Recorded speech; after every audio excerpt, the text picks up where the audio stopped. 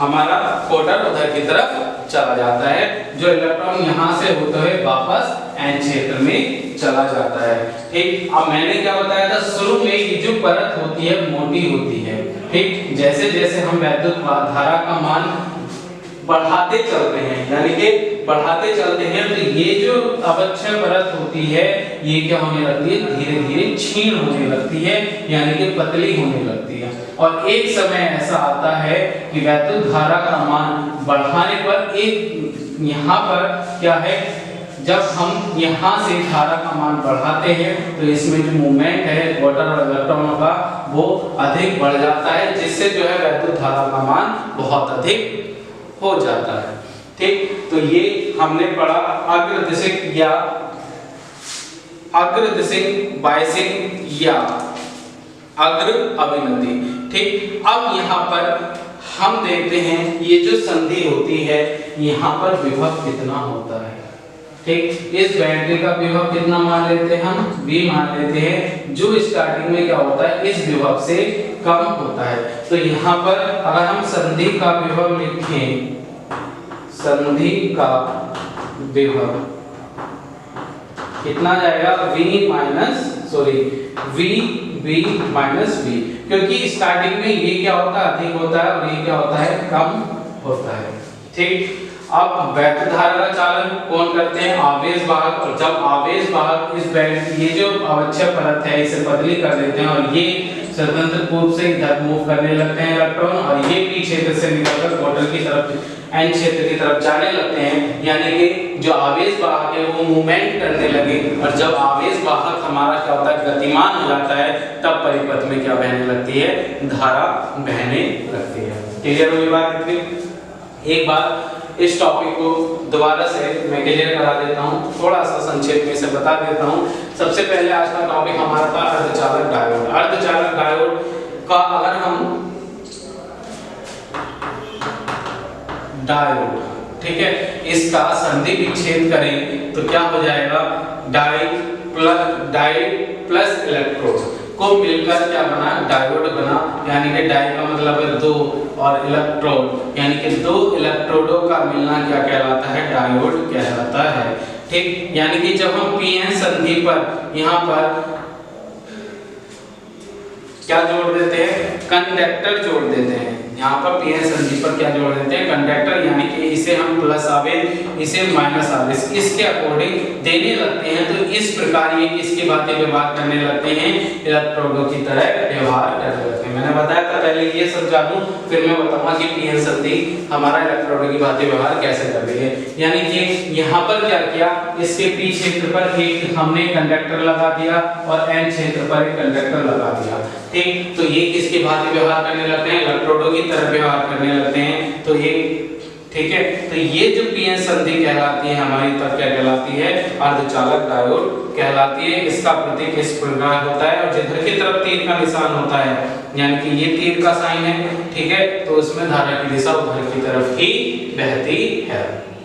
ठीक, अब हमने टॉपिक पढ़ा था डायोड की अभिनति। डायोड की अभिनति क्या होता है, जब हम पीएन संधि को बैटरी के बाह्य बैटरी से जोड़ने के तरीके को, यानी कि जो बैटरी है वह किस प्रकार से जोड़ रहे हैं पीएन संधि में, ये पीएन संधि है यहाँ पर, इसमें जो बैटरी हम किस प्रकार से जोड़ रहे हैं उस तरीके को हम क्या कहते हैं, डायोड की अभिनति कहते हैं। इसके आधार पर अर्धचालक डायोड की अभिनति दो प्रकार की होती है, जिसमें हमने पहला यानी कि दो प्रकार की होगी, इसका मतलब इस बैटरी को हम दो प्रकार से इसमें कनेक्ट कर सकते हैं। पहली हो गई अग्र अभिनति या अग्रदिशिक बायसिंग। क्या होता है अग्रदिशिक बायसिंग, जब हम पीएन संधि में, जैसे कि चित्र में आपको प्रदर्शित दिखाई भी दे रहा है कि जब हम बैटरी के पी क्षेत्र को, संधि के पी क्षेत्र को बैटरी के धन टर्मिनल से यानी कि पॉजिटिव टर्मिनल से तथा एन क्षेत्र को बैटरी के ऋण सिरे से जोड़ देते हैं, तब इस प्रकार की बायसिंग को हम अग्रदिशिक बायसिंग या अग्र अभिनति कहते हैं। जैसे ही हम बैटरी से इसे जोड़ते हैं, ठीक है, तब क्या होता है, ये प्लस है ये माइनस है और कोटर पर हमारा प्लस आवेश होता है, समान आवेश एक दूसरे को प्रतिकर्षित करने लगते हैं, यानी कि कोटर इधर की तरफ चलने लगते हैं। हैं, जैसे कि तीर के साइन से भी रिप्रेजेंट किया गया है। और एन क्षेत्र में क्या होते हैं, बहुत संख्यक वाहक हमारे इलेक्ट्रॉन होते हैं, और इलेक्ट्रॉन क्या है, यहाँ पर माइनस आवेश है, ठीक है, और इलेक्ट्रॉन का भी माइनस आवेश होता है, समान आवेश के कारण एक दूसरे को क्या करते हैं, प्रतिकर्षित करते हैं, तो इलेक्ट्रॉन अपोजिट डायरेक्शन में चलने लगते हैं। ठीक, अब इनके बीच क्या होती है, एक अवक्षय परत होती है जिसपे एक विभव लगा होता है, विरोधी विभव, जिसकी दिशा वैद्युत क्षेत्र की दिशा, यानी कि इसमें जो वैद्युत क्षेत्र की दिशा होती है वो इधर की तरफ होती है, तो वैद्युत क्षेत्र की दिशा के अनुदिश होता है। तो विरोधी विभव का कार्य क्या होता है कि जो ये गति कर रहे हैं इलेक्ट्रॉन और जो कोटर हमारे गति कर रहे हैं उसके मार्ग में अवरोध उत्पन्न करना, रोकना है। ठीक, तो क्या करते हैं, यहाँ से हम विभव विभाजक के द्वारा धीरे धीरे अपनी धारा का मान यानी कि आवेश के मान को क्या करते हैं, बढ़ाते चले जाते हैं, और जैसे ही आवेश का मान बढ़ेगा उस पे क्या लगेगा, प्रतिकर्षण ज्यादा लगेगा। जब प्रतिकर्षण ज्यादा लगेगा तो ये अवक्षय परत क्या जाती है, धीरे धीरे कम होने लगती है, यानी कि विरोधी विभव का मान इस बैटरी के विभव से क्या होने लगता है, कम होने लगता है। और ये जो कोटर होते हैं ये पार करके कहां पहुंच जाते हैं, एन क्षेत्र में पहुंच जाते हैं, और एन क्षेत्र के इलेक्ट्रॉन पार करके कहां पर आ जाते हैं, पी क्षेत्र में आ जाते हैं। ठीक, अब पी क्षेत्र के कोटर यहाँ पर आ गए, एन क्षेत्र के इलेक्ट्रॉन यहाँ पर आ गए, तो आपके दिमाग में ये क्वेश्चन होगा कि यहाँ पर तो सारे इलेक्ट्रॉन हो गए, यहाँ पर क्या हो गया, कोटर हो गया। ठीक है, तो यहाँ से कोटर हमारे खत्म हो गए और यहाँ से हमारे इलेक्ट्रॉन खत्म हो गए, परंतु ऐसा नहीं होता।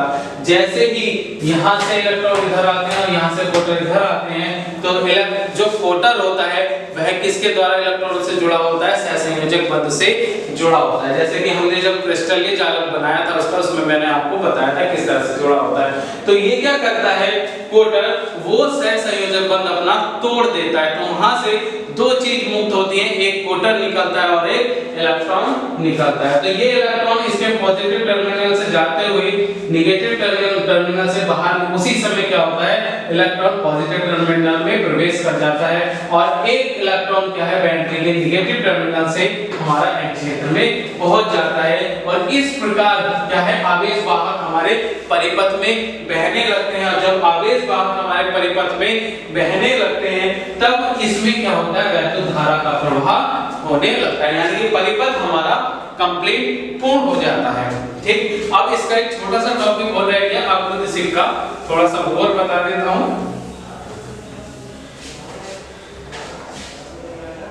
ठीक, अब हम ग्राफ की सहायता से देखें किस तरह से होता है। ये हमने एक ग्राफ बना लिया, यहाँ पर क्या है, x अक्ष है और यहाँ पर हमारा y अक्ष है। यहाँ पर वोल्टेज Vf, F का मतलब हो गया फॉरवर्ड, और यहाँ पर IF यानी कि y क्षेत्र y अक्ष पर चल रहे हैं तो धारा का मान ऊपर की तरफ जाने पर बढ़ रहा है, और x अक्ष पर चल रहे हैं तो x अक्ष पे वोल्टेज का मान धीरे धीरे बढ़ रहा है। अब यहाँ पर हम जब ग्राफ ड्रॉ करते हैं इसका, तो यहाँ पर देखते हैं क्या होता है, शून्य पर धारा, जब वोल्टेज हमारी शून्य होती है तब धारा का मान भी कितना होता है, शून्य होता है। परंतु जैसे जैसे वोल्टेज हम बढ़ाते चले जाते हैं धारा का मान बहुत सूक्ष्म इस तरह से क्या होता है, बढ़ता चला जाता है। ठीक, और जैसे ही ये वोल्टेज V के बराबर हो जाती है, यानी कि जो वोल्टेज हम बैटरी से दे रहे थे, जैसे ही ये वोल्टेज V के बराबर हो जाती है और इससे अधिक बढ़ाने पर धारा का मान एकदम तेजी से इस तरह से ग्रोथ कर जाता है, यानी कि बढ़ जाता है। ठीक, यहाँ से जैसे ही हमारा जो ये वोल्टेज है बैटरी की, ये विरोधी विभव के बराबर हो जाती है, और उससे और अधिक वोल्टेज बढ़ाने पर क्या है, धारा का मान तेजी से इसमें क्या होता है, बढ़ जाता है। ठीक, अब इससे थोड़ा सा आगे जाने पर एक वोल्टेज और मिलती है जिसे हम V0 से रिप्रेजेंट करते हैं, और V0 क्या होती है, हमारी नी वोल्टता, क्या होती है, नी वोल्टता। अब हमने जो अर्धचालक पढ़े हैं दो प्रकार के लिए हैं, जैसे जर्मेनियम, जर्मेनियम को हम रिप्रेजेंट करते हैं Ge से, और Ge जर्मेनियम के लिए जो नी वोल्टता होती है वह होती है हमारी 0.02 इलेक्ट्रॉन वोल्ट, और सिलिकॉन के लिए यानी कि सिलिकॉन के लिए जो नी वोल्टता होती है वो होती है 0.05 वोल्ट। क्या होती है 0.2 वोल्ट और 0.5 वोल्ट। ये क्या होती है नी वोल्टता होती है। इसी के साथ मैं अपनी वाणी को विराम देता हूँ। धन्यवाद।